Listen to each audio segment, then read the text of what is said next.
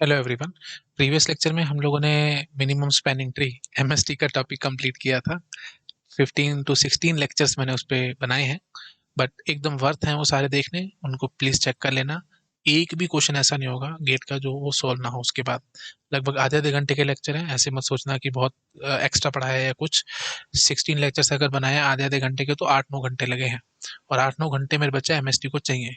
अगर आप कहीं से भी 2-3 घंटे में पढ़ रहे हो वो टॉपिक, तो वो ऑफकोर्स पूरा कंप्लीट नहीं होगा, कुछ ना कुछ उसमें रह जाएगा। तो मैंने पूरा डिटेल में अच्छे से आपको पढ़ाया है। चलो जी, अब स्टार्ट करते हैं सिंगल सोर्स शॉर्टेस्ट पाथ।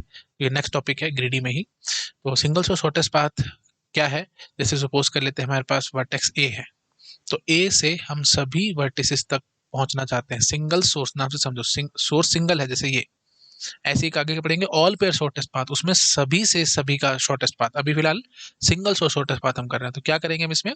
इसमें हमारे पास सिंगल सोर्स मतलब जैसे हमने ए मान लिया, तो इससे सभी वर्टिसेस तक पहुंचने के शॉर्टेस्ट पाथ हम निकालेंगे। जैसे ए से बी तक अगर पहुंचना है तो ऑफ कोर्स दो में पहुंच सकते हो। अगर आप इधर से घूमते आओगे तो तीन पाथ लगा दोगे, तो तीन डिस्टेंस हो जाएगा। यहाँ से दो से पहुंच रहे हो तो ए टू बी पहुंचना है तो सीधा पहुंचो, ए टू डी पहुंचना है तो वन है, ए टू सी पहुंचना चाहते हो तो टू आएगा, इधर से थ्री आएगा, है ना। जैसे वाया डी जाओगे तो टू आएगा, और वाया बी जाओगे तो थ्री आएगा। तो कौन सा छोटा है? Via D. तो ए डी सी ये टू हो जाएगा। तो मतलब finally single source shortest path की अगर मैं बात करूं तो हम ये ग्राफ इनपुट करेंगे, ये मतलब एल्गोरिदम होगा, एल्गोरिदम को हम ग्राफ इनपुट करेंगे। ग्राफ कैसे इनपुट कर सकते हैं? दो तरीके, या तो डेंसिटी मैट्रिक्स या डेंसिटी लिस्ट, और वो हमारे को एक सोर्स से बाकी सभी का पाथ बता देगा। आउटपुट ये होना चाहिए। तो मतलब हमारे पास कैसे आउटपुट आना चाहिए? ए टू बी दो डिस्टेंस है जी, ए टू डी हम वन में पहुंच सकते हैं जी, ए टू डी था, और ए टू सी हम लोग टू में पहुंच सकते हैं जी। ये हमारे को फाइनल चाहिए। ठीक है, तो इसका ऑफ कोर्स बहुत यूज है भाई, है ना। जैसे हम अपने घर पे बैठे हैं, कहीं देख रहे हैं गूगल मैप्स एंड सो, उसमें ये सब चीजें यूज होती हैं। ठीक है, तो एक सोर्स है हमारा, जैसे हमारा घर है, वहां से जगह जगह जाना है। जैसे आप दिल्ली जाना चाहते हो, आगरा जाना चाहते हो, और मथुरा जाना चाहते हो, तो फिर कहाँ से क्या क्या डिस्टेंस है वो हमारे को पता लगेगा इसके थ्रू। Single source shortest path. ठीक है, तो there are many algorithms for this, but जो दो फेमस है वो हम पढ़ेंगे। एक है जी देखो लिखते हैं डिजकास्ट्रा, डिजकास्ट्रा, लेकिन डिजकास्ट्रा इसको पढ़ना नहीं है, डाइक्स्ट्रास पढ़ना है। क्या पढ़ना है? डाइक्स्ट्रास। और दूसरा होता है मेरे बच्चे बेलमैन फोर्ड एल्गोरिदम। ठीक है, तो सिंगल सोर्स शॉर्टेस्ट पाथ के दो एल्गोरिदम है। बेलमैन फोर्ड एल्गोरिदम कहाँ पढ़ा था जी? बेलमैन फोर्ड बताना याद करके। ये सब बातें अगर आपको याद है तो कंप्यूटर नेटवर्क्स में हम जब राउटिंग एल्गोरिदम्स पढ़ रहे थे वहां बात करी थी। अब ये आप मुझे कमेंट करके बताएंगे बेलमैन फोर्ड से कौन रिलेटेड था और डाइक्स्ट्रा से कौन रिलेटेड था। दो पढ़े थे ना हमने।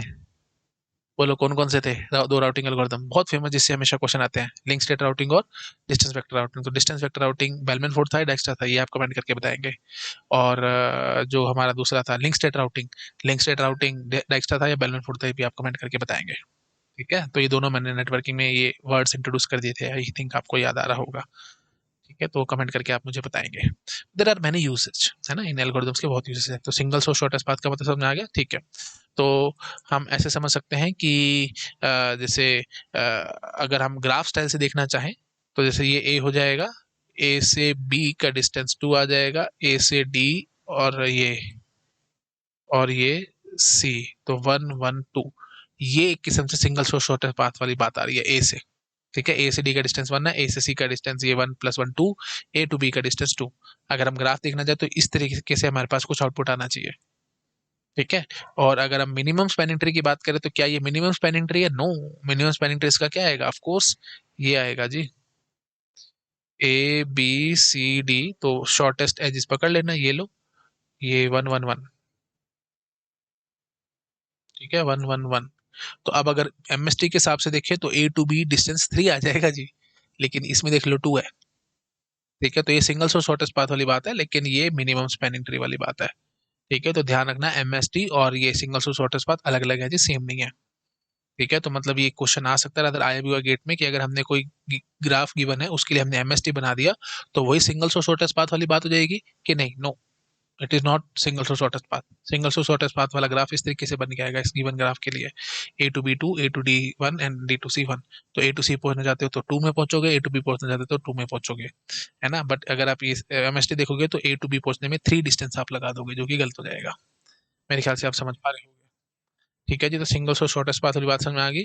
एक सोर्स गिवन है, उसी से हमारे को सभी वर्टिसेस तक पहुंचने के छोटे से छोटे पाथ बताने हैं। That is the basic meaning of single source shortest path. ठीक है जी, आई थिंक आप समझ पा रहे होगे। नोट डाउन करो इसको, शाबाश। तो फाइनली आपको समझ में आ चुका है, एमएसटी अलग होता है, सिंगल सोर्स शॉर्टेस्ट पाथ वाली बात अलग होती है। ठीक है, हाँ, बट यूज दोनों में ग्रीडी टेक्निक ही होती है। ठीक है, एमएसटी के लिए हमने पढ़े थे दो, प्रिम्स और क्रुस्कल। तो मतलब प्रिम्स और क्रुस्कल से सिंगल सोर्स शॉर्टेस्ट पाथ नहीं आने वाला जी, उससे एमएसटी आएगा। और एमएसटी के लिए हम पढ़ेंगे डाइक्स्ट्रास और बेलमैन फोर्ड। तो डाइक्स्ट्रास और बेलमैन फोर्ड लगाओगे तो हमारे पास कोई एमएसटी नहीं आने वाला जी। ठीक है, आई थिंक आप समझ पा रहे होगे। और अभी देखेंगे डिटेल, थोड़ा और समझ में आना शुरू हो जाएगा आपको। अभी फिलहाल के लिए बस इस चीज को आप नोट डाउन कर लो। कर लिया, ठीक है जी। तो हम सबसे पहले ऑफ कोर्स डाइक्स्ट्रास एल्गोरिथम पढ़ेंगे, बाद में बेलमैन फोर्ड पढ़ेंगे। ठीक है, डिजकास्टा नहीं बोलना, बार बार बता रहा हूँ, डाइक्स्ट्रास बोलना है। ठीक है, एक्चुअली डाइक्स्ट्रास ऑफ कोर्स बहुत फेमस साइंटिस्ट हैं, और इनके अंडर कई प्रोफेसर जो आईआईटीज में आपको पढ़ाएंगे, उन्होंने पीएचडी कर रखी है इनके अंडर रह करके। एक मेरे को याद आ रहा है, आईआईटी कानपुर में एक प्रोफेसर है, उनका नाम नहीं याद आ रहा मुझे, उन्होंने डाइक्स्ट्रास के अंडर ही अपनी पीएचडी कर रखी है। ठीक है, तो अगर उनके सामने जाके आप डिजकास्टा डिजकास्टा करोगे तो फिर उनको भी लगेगा भाई क्या है भाई, प्रोफेसर का नाम भी इनको नहीं बोलना आ रहा ढंग से, है ना, तो अच्छा नहीं लगेगा। डाइक्स्ट्रास याद रखना। चलो नोट डाउन करो इसको। कर लिया, ठीक है जी, आते हैं आगे। अच्छा, अब सीधा मैं आपको डाइक्स्ट्रा लगा करके दिखाऊंगा। अभी मैं बहुत ज्यादा थ्योरी में नहीं घुस रहा हूँ। अभी ऑफ कोर्स इसके बारे में बहुत कुछ हमारे को पढ़ना है, वो हम नेक्स्ट लेक्चर में देखेंगे। आज के लेक्चर का मेरा सिर्फ ये एम है, आपको बताना कि जैसे हमने प्रिम्स पढ़ा था ना, बिल्कुल वैसे ही लगभग डाइक्स्ट्रास है। हल्का सा फर्क है, वो मैं अभी आपको बता दूंगा क्या फर्क है। ठीक है, तो जस्ट लाइक प्रिम्स ही वर्क करेगा। थोड़ा सा डिफरेंस है, वो मैं अभी आपको क्लियर कर दूंगा। और आज के लेक्चर में मैं सिर्फ इनकी लिंकिंग करा रहा हूँ आपको, प्रिम्स टाइप ही मैं आपको शो करूंगा कि डाइक्स्ट्रा वर्क करता है। नेक्स्ट लेक्चर में हम देखेंगे वो रिलैक्सिंग एज एंड वो सब जो कहानी होती है, इस पे क्वेश्चन आते हैं कई बार गेट में, है ना, कि एज रिलैक्स कर रहे हैं तो क्या मीनिंग है एंड सॉन, वो सब मैं आपको नेक्स्ट लेक्चर में दिखा दूंगा। है ना, कोरमन की भाषा है वो सब, रिलैक्सिंग एज एंड सॉन, वो खैर नेक्स्ट लेक्चर में देखेंगे, अभी ज्यादा नहीं। ओके, अभी सिर्फ प्रिम्स और डाइक्स्ट्रास की बेसिक वर्किंग वो सब मैं आपको दिखा रहा हूँ, मतलब इनकी लिंकिंग करा दूंगा। चलो जी, जैसे हमारे पास एक काफी बड़ा सा मैंने ग्राफ ले लिया, है ना, और इसके लिए हम बनाने की कोशिश करेंगे वही सिंगल सोर्स शॉर्टेस्ट पाथ। तो A is the source, A is the source, इससे हमारे को दिखाना है। तो कैसे वर्क करता है डाइक्स्ट्रास, वो मैं अब आपको दिखाता हूँ। एक बार इस ग्राफ को पहले एक बार बना लो पॉज करके। ठीक है, आ जाओ आगे। हाँ जी, तो वही जैसे हम टेबल बनाते थे प्रिम्स में, बिल्कुल वैसे बना लेना। तो A B C D E F 6 vertices है ना, तो लिख लेना जी, A B C D E and F. जैसे प्रिम्स में था, बिल्कुल वैसे ही इन्फिनिटी नल, सभी को इनिशियलाइज कर देना, इन्फिनिटी नल, इन्फिनिटी नल, इन्फिनिटी नल, इस तरीके से। ठीक है जी, तो ये इन्फिनिटी हो जाएगी जी कोस्ट, और ये वही पेरेंट जैसे हमने प्रिम्स में किया था, बिल्कुल वैसे ही मान लो। ठीक है, ये कोस्ट हो जाएगी और ये पेरेंट वाली बात हो जाएगी। अच्छा, अब हम क्या करेंगे जी, ऑफ कोर्स ये इसमें कितना टाइम लग जाएगा, थीटा एन। तो स्टेप नंबर 1 लिख लेते हैं, इनिशियलाइजेशन। ठीक है, तो स्टेप नंबर 1 हो जाएगा इनिशियलाइजेशन, जैसे प्रिम्स में किया था। तो इनिशियलाइजेशन में कितना टाइम लग रहा है जी, वही थीटा एन। अगर एन वर्टिसेस हैं तो सभी को हम इन्फिनिटी नल से इनिशियलाइज कर रहे हैं। अच्छा, स्टेप नंबर 2 में हम क्या करेंगे, जो भी हमारा सोर्स वर्टेक्स गिवन होगा, सोर्स वर्टेक्स जो गिवन होगा उसको हम वो जीरो कर लेंगे, है ना, कोस्ट उसकी जीरो कर लेंगे। तो ऑफ कोर्स उसमें कितना टाइम लगेगा, थीटा 1। तो हमने इसकी कोस्ट 1 कर दी। ठीक है, और पेरेंट ऑफ कोर्स इसका नल ही रहने दो रादर, क्योंकि ये हमारा सोर्स वर्टेक्स ही है इसलिए।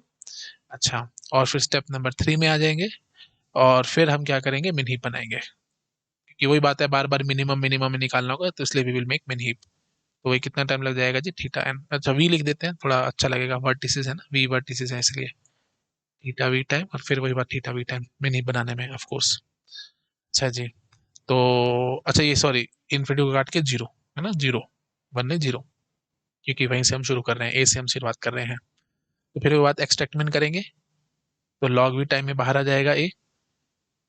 अब वही बात, ए से सभी के कोस्ट निकालेंगे, 10 20 13 4 30। तो वही बात है, सब में डिक्रीज की ऑपरेशन लग जाएगा, है ना। तो ए से बी कितना है जी, 10 है जी। तो इस पे हमने डिक्रीज की लगाया, तो 10, और कहाँ से पता लगा, ए से, तो पेरेंट इज ए। अच्छा, सी का भी बोलो जी, क्या आएगा जी सी के लिए, ए टू सी 30 है जी। तो पहले इन्फिनिटी था, अब 30 हो रहा था ऑफ कोर्स ए, है ना। डी के लिए बोलो जी, ए टू डी कितना क्या रखा है जी, 20 क्या रखा है, तो लो जी 20 कर दो जी, और बोल दो ए।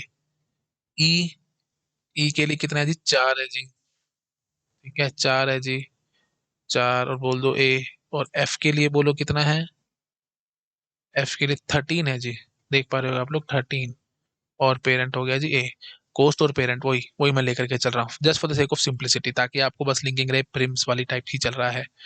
अच्छा जी, तो ये कहानी होगी, डिक्रीज की हमने सब में लगाई है, तो कितना भाई देखो, पहले एडजेसेंट चेक किया होगा, अगर हम अर्जेंसी मैट्रिक्स अर्जेंसी लिस्ट ले लेते हैं तो 5 एजिस थी ना, ए से 5 edges, 5 out going edges, main बात है आउट गोइंग एजिस के हिसाब से देखना है, 1 2 3 4 5, 5 आउट गोइंग एजिस थी, तो पांचों बारी हमने वही डिक्रीज की लगा ली, तो पहले 5 देखने में वही बात है 5 यूनिट टाइम खर्च हुआ होगा, एडजेसेंट चेक करना, और उसके बाद फिर डिक्रीज की लगाया होगा, लॉग वी टाइम वहां पे खर्च होगा, तो 5 लॉग वी टाइम और लग गया होगा, तो 5 प्लस में 5 लॉग वी टाइम खर्च हो गया यहाँ पे हमारा, एक बार लॉग वी यहाँ पे हो गया ए को बाहर लाने में, और यहाँ पे 5 प्लस लॉग वी हो गया ये डिक्रीज की एंड सब करने में। समझ में आ गया, ठीक है, अब वही बात, इनमें से मिनिमम चूज कर लो, तो कौन सा है मिनिमम, ई है जी, उठा करके बाहर लाओ इसको, लॉग वी टाइम खर्च हो जाएगा और ई बाहर आ जाएगा। अच्छा जी, ई बाहर आने के बाद अब हम क्या करेंगे जी, अब हम देखेंगे मेरे बच्चे, अगर आपको साथ साथ ग्राफ बनाना, तो वैसे ग्राफ की तो जरूरत नहीं है, बस हमारे को पता लग जाएगा कि कौन किसके, मतलब कहाँ ए से किस किसके क्या क्या डिस्टेंस है, तो ए टू ई डिस्टेंस हमारे को 4 पता लग चुका है, यहाँ से आप चेक कर पा रहे होगे, A to E distance is 4, minimum distance है ना, इससे कम में आप नहीं पहुंच पाओगे, वही मिनिमम हम बाहर उठा करके ले आए हैं ई। अच्छा, अब आगे बताओ ई टू बी, अब यहाँ मजा आएगा, थोड़ा सा ध्यान रखना मेरे बच्चे, ई टू बी ये ध्यान रखना है बस, ई टू बी कितना आ रहा है जी, ई टू बी है ही नहीं, ठीक है ही नहीं, तो फिर करें क्या, है ना, ई टू सिर्फ दो ही आउट गोइंग है, जैसे प्लीज ध्यान रखना, क्योंकि अब ये भी ध्यान रखना मेरे बच्चे, सिंगल सोर्स शॉर्टेस्ट एमएसटी में जो था वो अनडायरेक्टेड ग्राफ लेकर के चल रहे थे, लेकिन सिंगल सोर्स शॉर्टेस्ट पाथ में जनरली हम लोग डाई ग्राफ लेकर के चलते हैं, क्योंकि डायरेक्शन साथ ही होती है, डाई ग्राफ मतलब डायरेक्टेड ग्राफ, तो सिंगल सोर्स शॉर्टेस्ट पाथ के लिए जनरली जो हम काम करेंगे वो डाई ग्राफ के साथ करेंगे, ठीक है ना, डायरेक्शन साथ है, चेक करो ना, ये डायग्राफ तो मैंने दिया है आपको, एक सोर्स से सबका पाथ, है ना, बट एमएसटी में हम अनडायरेक्टेड ग्राफ लेकर के चला करते थे, ठीक है, खैर चलो, तो यहाँ पे ध्यान रखना है आउट गोइंग एजिस की सारी कहानी करनी है, ठीक है, तो ए से 5 आउट गोइंग एजिस थी, इसलिए मैंने यहाँ पे लिखा है 5, और वही बात है हर एज ने डिक्रीज की करा लिया होगा, इसलिए 5 लॉग वी टाइम। अच्छा, अब ई हमारे हमने बाहर निकाला है, अब ई से आउट गोइंग एजेस देखो कहाँ कहाँ है जी, एक डी पे है और एक एफ पे है, डी की कोस्ट 7 है, एफ की कोस्ट 8 है, वो अभी चेक करेंगे, पहले फिलहाल ये देख लो, और तो कोई है नहीं ना, क्या क्या है जी, डी और एफ की है, तो बाकियों की तो पहले एस्टेज उठा के लिख लो, डी और एफ है ना ई से, तो सी का वो रख लेना 30 ए, और 10 का वो रख लेना, बी का वो रख लेना 10 ए, कोई फर्क नहीं है। अब फर्क आएगा, प्लीज बहुत ध्यान से समझने की कोशिश करना, और बिल्कुल कॉमन सेंस है, अगर आपने मेरे से कंप्यूटर नेटवर्क पढ़ा है तो आपको खुद से समझ में आ रहा होगा यहाँ पे अब आगे क्या होने वाला है। डी के लिए बताओ जी क्या कहानी है, ई टू डी डिस्टेंस क्या है जी, 7 है, ई टू डी 7 है, तो क्या 7 लिख दूंगा मैं, और पहले क्या लिखा हुआ है चेक करो, डी के लिए 20 लिखा हुआ है, तो क्या ऐसे लिख दूं 7 और यहाँ पे ई लिख दूं, हाँ अगर प्रिम्स होता तो मैं ये लिखता 7 और ई, लेकिन अब ये नहीं लिख सकते, क्यों, क्योंकि सिंगल सोर्स शॉर्टेस्ट पाथ है, ए इज द सोर्स, तो वहां से देख करके आओ, तो वहां से आप बोलोगे ए टू ई डिस्टेंस वॉज 4, तो 4 बढ़ाओ ना बीच में मेरे बच्चे, 7 जमा 4 करो 11, ठीक है, और पता किससे लगा है ई से, इसलिए आप यहाँ पे ई लिख देंगे, और यहाँ पे लिखेंगे G 11, and why I have updated it, क्योंकि पहले 20 था अब 11 है, तो आप क्या बोलोगे, अगर आप ए टू डी जाना चाहते हो, कॉमन सेंस से मुझे बताओ, ए टू डी जाना चाहते हो तो 20 is the distance like this, let me take another colour, ठीक है, तो ए टू डी जाना चाहते हो तो 20 डिस्टेंस में सीधा यहाँ जा सकते हो, या फिर आप क्या करो, ए टू ई चले जाओ और ई टू डी चले जाओ, तो 7 और 4 11 में तुम्हारा काम हो जाएगा, और पहले 20 में काम हो रहा था जी, तो ऑफ कोर्स कौन सा बेटर है ये, तो फिर इसी पाथ को लेकर के चलना, ठीक है, तो A to E, I think आप समझोगे, पहले ए टू ई जाएंगे फिर ई टू डी जाएंगे, तो इसलिए हमने इसको अपडेट कर दिया, तो यहाँ पे अपडेशन हुई है, तो इसलिए लेट मी टेक से पिंक कलर, मैं 11 और ई लिख देता हूँ, again and again I am saying, अगर प्रिम्स होता तो फिर 7 और ई ही लिख के छोड़ देते हम लोग, 7 क्यों लिख रहे थे, क्योंकि हमारे पास पता है ई टू डी डिस्टेंस 7 है इसलिए, है ना, लेकिन यहाँ पे अब क्या सीन हुआ है, ए से हमारा सोर्स है, इसीलिए सोर्स टू ई का डिस्टेंस 4 था, तो इसलिए 7 और 4 11 भरना यहाँ पे, और पहले क्या चल रहा था 20, लेकिन अब चल रहा है 11, इसलिए हमने ई रखा, बात पकड़ में आ गई, ठीक है, और पता कैसे लगा ई से, तो इसलिए हमने ई बना दिया इसका पेरेंट। अच्छा जी, एफ की बात करो, अब एफ, ई टू एफ कितना है जी, 8 है, और यहां से चक्कर क्या, ए टू ई 4 था, 4 और 8 12 हो गया, लेकिन ए टू एफ में हम कितने में पहुंच पा रहे थे जी, 13 में, तो 12 छोटा के 13 छोटा, ऑफ कोर्स 12, तो फिर 12 कंसिडर करना पड़ेगा, तो यहाँ पे भी चेंज हो गया, तो क्या आ गया जी 12, और ये ई, मेरे ख्याल से समझ गए होंगे आप लोग। तो ये ध्यान रखना है, दो ही आउटगोइंग एजेस थी इसकी, तो वही बात है, एडजेसेंट चेक करने में 2 यूनिट ऑफ टाइम खर्च हो गया, अर्जेंसी लिस्ट की बात कर रहे हैं हम लोग इसीलिए 2 यूनिट ऑफ टाइम, और फिर साथ में 2 डिक्रीज की तो 2 लॉग वी, तो इसलिए 2 प्लस में 2 लॉग वी लिख लेते हैं यहाँ पे। ठीक है जी, बिल्कुल प्रीम्स टाइप आपको समझ में आ रहा होगा, बस एक छोटा सा डिफरेंस है वो आपको अब क्लियर हो चुका है, 2 जमा 2 लॉग वी। ठीक है जी, अब बताइए जी इनमें से सबसे छोटा कौन सा दिख रहा है जी? ये दिख रहा है जी 10। 10 को उठा करके बाहर ले आओ, लॉग वी टाइम में बाहर आ गया कौन? बी। अब बी से कहानी करो जी क्या हो रहा है, अब चेक करना है, वही बात है बी टू सी, तो पहले बी टू सी चेक करके आओ। बी टू, अब अच्छा आउट गोइंग एज देख लो ना, सारी पता लग जाएगा है ना। बी टू डी है, बी टू एफ है, और बी टू सी है, 3 एजेस हैं जी, 3, और सॉरी बी टू ई भी है, 4 आउट गोइंग एजेस हैं। तो हम चेक करेंगे। अच्छा, और एक बात ये भी ध्यान रखना, जो हीप से बाहर आ चुका होगा, क्योंकि हमने हीप कंस्ट्रक्ट किया, जो बाहर आ चुका है उसकी बात ही नहीं करनी, तो ई ऑलरेडी आउट है, तो ई की बात ही मत करना। ठीक है, ई की बात मत करना। तो सी डी एफ बच रहा है हमारे पास, ये चेक कर लो आराम से जरा। सी डी और एफ बच रहा है ना, सी डी और एफ, बी तो बाहर आ चुका है इसलिए सी डी और एफ बच रहा है, और बाय चांस बी से सी डी और एफ तीनों पे ही आउटगोइंग एजेस हैं, बी से सी पे भी है, डी पे भी है, और एफ पे भी है। अब जरा फटाफट से चेक करो, बी टू सी 8 है जी, तो क्या 8 लिख देंगे? नहीं, ए से देखना है, ए टू बी कितना था जी? 10, 10 जमा 8 18, तो 18 भरना है जी सी का। तो पहले से क्या चल रहा है सी का? 30 चल रहा है, लेकिन अब 18 आ रहा है, तो इसलिए हम 18 सेट करेंगे, तो क्या भरेंगे? 18, और कहाँ से आ रहा है जी? बी से। ठीक है, ये अपडेट हुआ है, तो let me take it with pink colour. 18 कहाँ से पता लगा जी? बी से, that is B is the parent. अच्छा, अब बात करो डी की। डी की क्या कहानी है जी? डी की है जी 15, बी से 15 है, और ए टू बी कितना है जी? 10 है जी, तो 10 जमा 15 कितना आ गया जी? 10 जमा 15 आ गया जी 25। तो क्या 25 डिस्टेंस कर दूं डी के लिए? 25 कर दूंगा जी, चेक करो। 25 नहीं कर सकता, क्योंकि पहले से 11 है ना, तो of course I will not do 25, तो हम इसको 11 ई का 11 ई ही रहने देंगे, तो यहाँ पे कोई अपडेशन नहीं, मतलब ई के थ्रू ही हम जा रहे हैं। अच्छा जी, फिर आ जाओ एफ, एफ वाली बात पे। 12 ई हमने यहाँ पे पहले लिखा हुआ था, और अब बताना जरा कितना आ रहा है, मतलब बी से जाए तो किस पे जा रहे हैं हम? एफ पे जा रहे हैं, एफ पे। एफ का कितना आ रहा है जी? अगर हम बी के थ्रू जाएंगे तो 10 जमा 9 19, और पहले कितना हुआ पड़ा है जी? 12, तो अब कितना आ रहा है? 19, तो ऑफ कोर्स कौन सा छोटा है जी? 12 छोटा है, तो 12 करो, मतलब यहाँ पे कोई अपडेशन नहीं हुई। ठीक है, मतलब हम ई के थ्रू ही जाएंगे इस पे।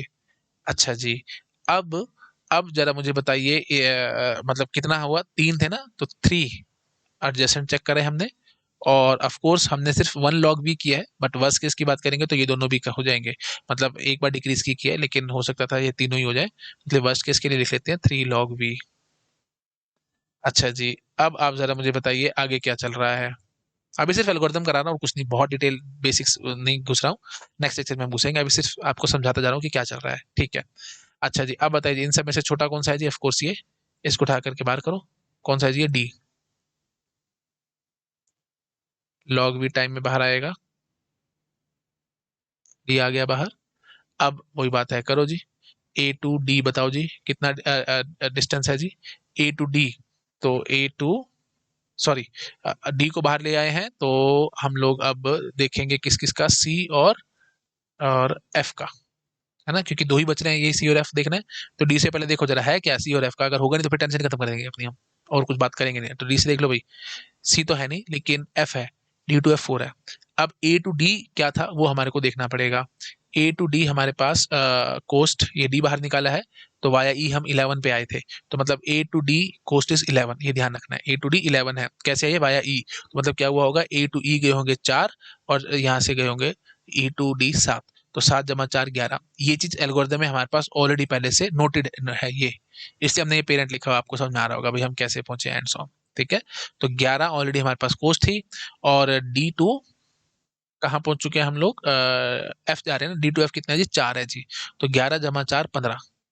ठीक है, 15 कोस्ट आ रही है एफ की, अगर आप डी के थ्रू जाते हो तो, अगर आप डी के थ्रू जाते हो तो कितनी कोस्ट आ रही है? 15, और यहाँ पे कितनी है जी? 12 है, तो ऑफ कोर्स जी हम तो 12 ही छोड़ देंगे ना, एफ एफ के लिए पहले 12 है, तो अगर आप डी के थ्रू जाओगे तो फिर कोस्ट आ रही है 15, तो नहीं हम लेते, नहीं करते डिक्रीज की।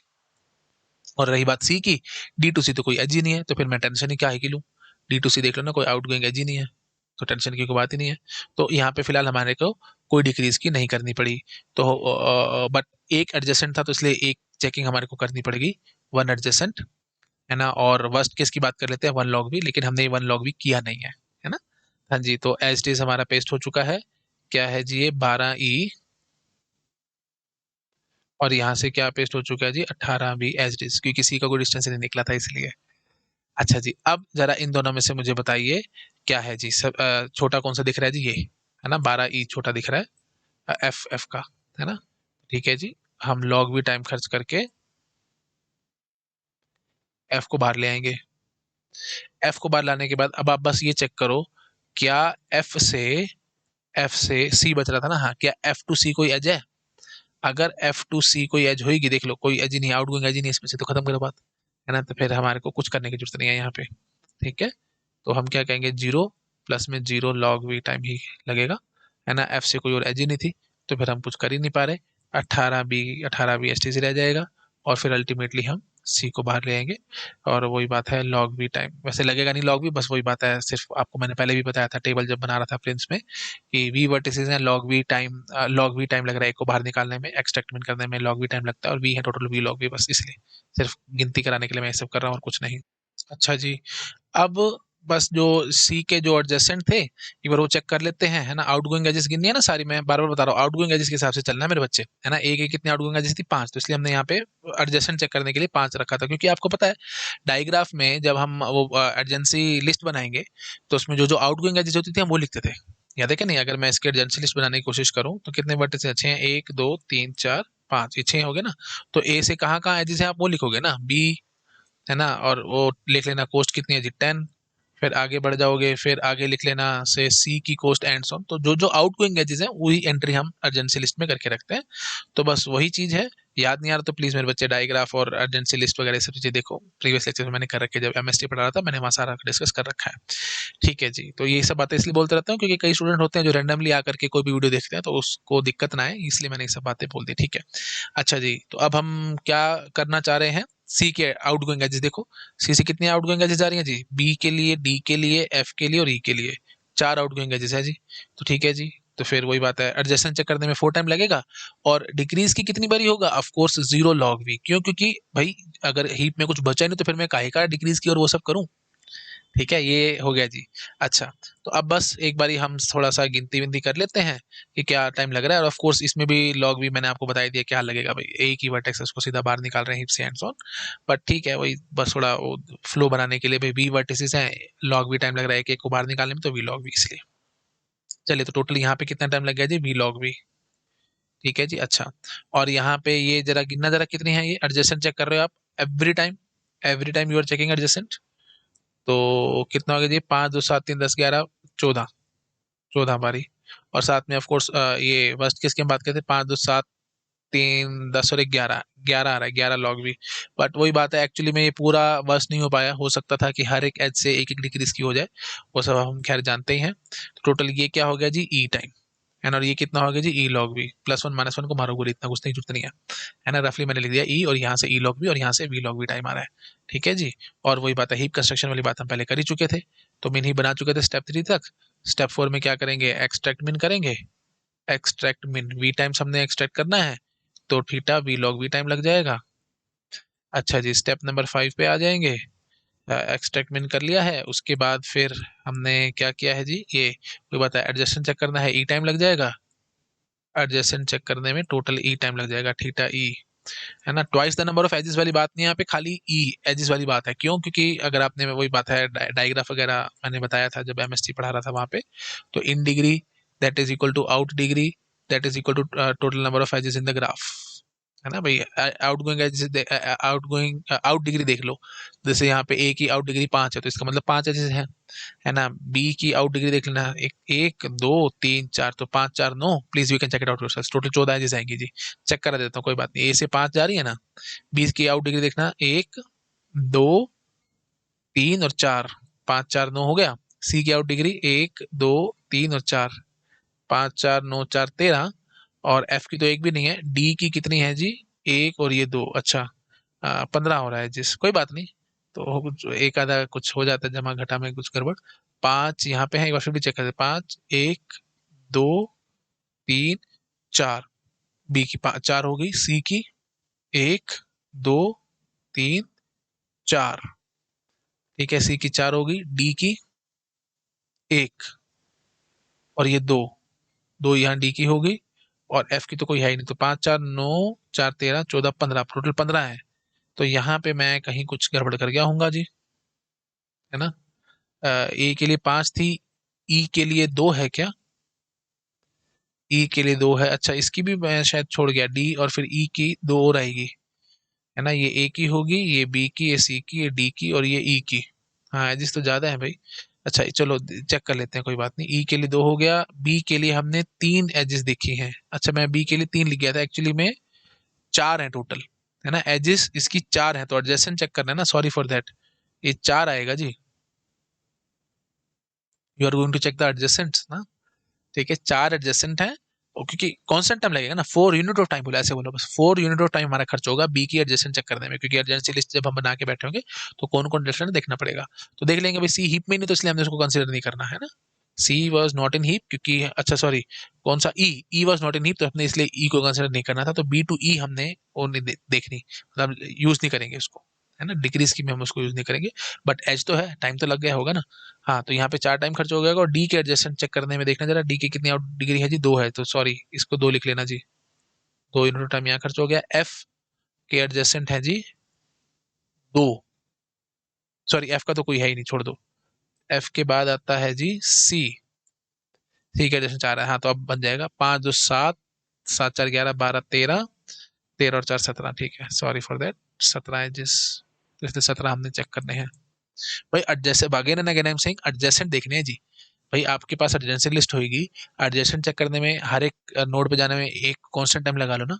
1 यूनिट टाइम लग गया चेक करने में, 1 यूनिट लग गया ना, तो इसलिए हमने ये सब लिख दिया।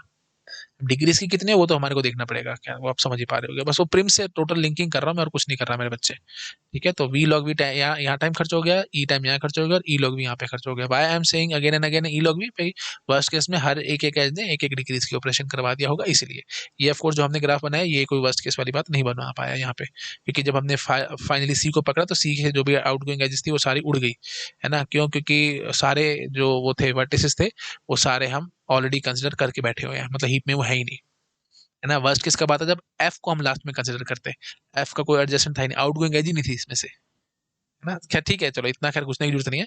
अभी तो बिल्कुल इंट्रोडक्टरी लेक्चर है, तो मैं ज्यादा इसमें नहीं फंस रहा हूँ। आगे आगे जैसे हम और डाइव डीप करेंगे तो और कहानियां करेंगे। ठीक है, अभी तो जस्ट एक सिंपल इंट्रोडक्टरी लेक्चर बना रहा हूँ मैं, और कुछ नहीं। ठीक है जी, तो वी लॉग वी टाइम यहाँ खर्च हो गया, ई जमा ई लॉग भी यहाँ पे खर्च हो गया। टोटल ये टाइम आ जाएगा जी हमारे पास डाइक्सट्रास पे, अगर हमने यहाँ लगाया है तो। अच्छा फाइनल आंसर देख लो मेरे बच्चे, कहाँ से कहाँ का डिस्टेंस है वो आप लास्ट वाले से रो से पता लगा लोगे। जैसे देख लो लास्ट में सी बार निकला तो 18 इज द डिस्टेंस, तो सी का डिस्टेंस 18 है। ए से सी तक अगर आप पहुंचना चाहते हो तो 18 डिस्टेंस में पहुंचोगे वाया बी के थ्रू, ये हम कहना चाह रहे हैं। तो ए टू सी 18 में पहुंच जाओगे वाया बी, तो मतलब और फिर बी तक पहुंचना है तो फिर पहले वो भी चेक करके आना। बी तक कैसे पहुंचते हो जी, वो भी टेबल से देखना। बी तक पहुंचने के लिए 10 डिस्टेंस है जी ए के थ्रू, है ना। ये वो लास्ट देखना भाई, बी लास्ट में यहीं पे नजर आए बी, तो ये 10 है वाया ए है, तो आप समझ गए ए टू बी आएंगे और फिर बी टू सी चले जाएंगे।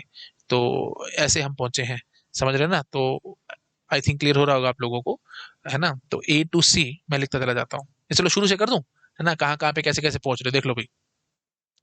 सबसे पहले आप ए पे, ऑफकोर्स ये तो सोर्स था, तो आप ई तक पहुंच सकते हो 4 में, तो ए टू ई 4 में पहुंच रहे हो। ठीक है जी, ए टू ई पहुंच रहे हो 4 में, ये डाइक्सट्रास चला के फाइनल आंसर मैं बता रहा हूँ कैसे निकाल रहे हैं हम लोग। अच्छा जी, उसके बाद फिर हम कहाँ पे पहुंचे हैं जी, बी तक। ए टू बी पहुंचे हो सीधा 10 में, और वाया ए ही पहुंचे हो, तो ए टू बी सीधा 10 में, वाया ए। कैसे ए? वो पेरेंट से देख लिया ना हमने, ये बी के लिए। अच्छा फिर डी पे पहुंच रहे हो जी, कैसे? ई के थ्रू पहुंच रहे हो। और ई तक कैसे आए थे? ए टू ई हम डायरेक्टली पहुंचे थे 4 में, है ना। तो ठीक है जी, तो 11 में पहुंच जाओगे वाया ई। तो इसका मतलब क्या होगा, A to E, E to D, है ना। और ये कितने में पहुंच रहे हो आप? 11 में। चेक करो, ए टू ई 4 है और डी तक 7 है, 4 7 4 11 है, तो इसलिए 11 में पहुंच रहे हो ई पे। ठीक है, ई पे सॉरी डी पे सॉरी फॉर डी पे, फिर एफ, एफ कैसे आ रहे हो, वाया ई आ रहे हो, तो ई तक कैसे पहुंचे थे वो हमारे को पता है, ए टू ई हम डायरेक्टली आ गए थे, तो हम वही कहेंगे ए टू ई आना और फिर एफ पे पहुंच जाना, और कितना और लग रहा है, A to E to F 12 time, 12 unit, 12 unit में आप पहुंच जाओगे, 12 में। अब चेक कर लो, A to E to F, A to E 4 है, ई टू एफ 8 है, तो 8 जमा 4 12 वही है, यही हमने लिखा है। आप ऐसे बोल दो ए टू ई 4 और 8, 4 जमा 8 12 तो एक ही बात है। हाँ जी, तो 12 में पहुंच गए एफ तक। अच्छा जी, उसके बाद देखो जी सी, सी पे हम लास्ट में जा रहे हैं सी पे, तो वो 18 में पहुंच रहे हैं वाया बी, तो सी तक पहुंच रहे हो आप, सी तक पहुंच रहे हो अगर ए से तो वाया बी पहुंच रहे हो, और 18 टाइम लग रहा है।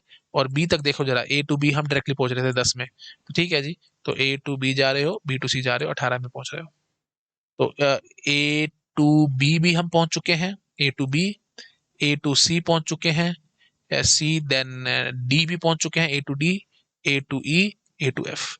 तो आपसे कोई पूछेगा कि ए टू बी कैसे पहुंचते हो जी, सीधा बोलोगे ग्राफ को देख करके 10 में पहुंचते हैं जी, कैसे, ये रहा सीधा ए टू बी डायरेक्ट है 10। ठीक है, फिर सी तक जाना है, तो सी तक कैसे जाते हो, ए टू बी बी टू सी जाते हो, ए टू बी बी टू सी जाते हो जी, ठीक है, 10 जमा 8 18 में सीधा पहुंचते हो, नहीं तो सी तक सीधा जाते तो 30 में पहुंचते, तो ऑफकोर्स ये सब डाइस्ट्राज ही करके दे रहा है हमारे को सारा कुछ। ठीक है जी, अच्छा फिर ए टू डी 11 में पहुंच, ए टू डी जाना है तो 11 में पहुंच पाते हो, कैसे, वाया ई, तो हम क्या कहेंगे, ए टू ई आते हैं, ए टू डी जाते हैं जी, 4 यहाँ से 7 यहाँ से, 11 में पहुंच रहे हो ए टू डी। फिर ई तो सीधा ही पहुंच रहा है ए टू ई 4 में, और फिर एफ, एफ तक जाने के लिए A to E to F, तो ए 4 8 4 12। ठीक है जी, आई थिंक समझ गए होगे आप लोग, बार बार बोलने की जरूरत नहीं है। तो फाइनली आउटपुट आप ऐसे चेक कर सकते हैं अपनी टेबल से, इसको नोट डाउन करो, और ये अपनी टेबल भी अच्छे से नोट डाउन करो।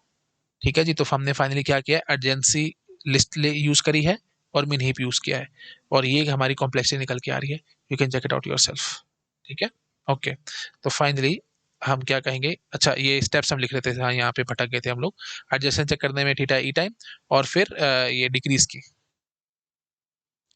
की ये बता, वर्स्ट केस में ई टाइम लगेगा, और हर एक बारी लॉग भी लगेगा, मतलब टोटल ई एजेस हैं तो हर एक एज ने डिक्रीज की कराया होगा, और एक में लॉग भी टाइम लगता है, तो इसलिए ई लॉग भी टाइम यहाँ पे लग जाएगा। तो फाइनली आप इन सब की गिनती करके अपना आंसर निकाल सकते हो, theta v plus v log v e plus में ई लॉग वी।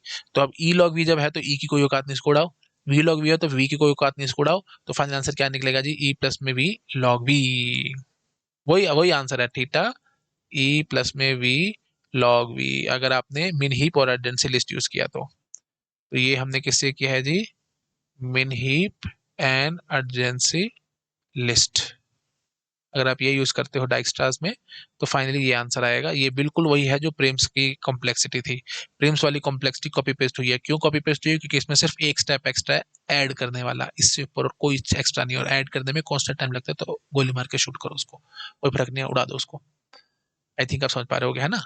वही सीधी सी बात है, यहाँ पे जैसे हमारे पास ये आया था 4, तो यहाँ पे हमने 11 ई करा था, है ना, डी के लिए, क्यों, क्योंकि हमने क्या कहा था, ए टू ई हमारे पास 4 था, तो वही 4 और फिर ई टू डी 7 था, तो इसलिए 7 और 4 11 किया था, बस एक एडिशन फालतू लगी और कुछ नहीं, बस मैं इससे ऊपर और कुछ नहीं कह सकता।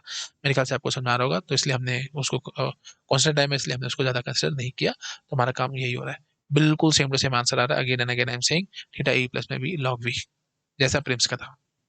ठीक है, चलो शाबाश, नोट डाउन करो इसको।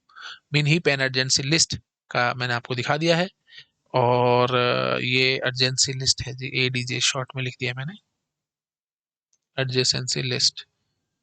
ठीक है, ये आ रहा है। अच्छा, अब mean heap and urgency list को तो मैंने करा दिया आपको, अब ये आपके लिए होमवर्क है, urgency matrix and sorted array अगर हम यूज करेंगे तो क्या कॉम्प्लेक्सिटी आएगी डाइक्स्ट्रास एल्गोरिथम की, वही एकदम प्रिम्स टाइप ही आना है, कुछ फर्क होना नहीं है, लेकिन जैसे हमने प्रिम्स में किया था बिल्कुल वैसे ही आप यहाँ पे आंसर निकाल सकते हो। ठीक है, ये होमवर्क है आपके लिए, करके आना। नेक्स्ट लेक्चर में यहीं से मैं आपको आगे बढ़ाऊंगा, और थोड़ा सा फीलिंग दूंगा, थोड़ी इंट्यूशन समझाऊंगा कि ये क्या चल रहा है डाइक्स्ट्रास में एंड सो ऑन, वो सब मैं आपको दिखाऊंगा नेक्स्ट लेक्चर। ठीक है जी, चलो ठीक है बेटा, वीडियो अच्छा लगा प्लीज लाइक करना, अपने फ्रेंड के साथ शेयर जरूर करना। Thank you so much, bye bye. Hello everyone, अगर आप लोगों को मेरा काम पसंद आ रहा है, आप प्लीज़ वीडियोस को लाइक करते रहा करो, अपने फ्रेंड्स के साथ शेयर जरूर किया करो ताकि मुझे मोटिवेशन मिले, मैं और ज़्यादा से ज़्यादा काम कर सकूं आप लोगों के लिए।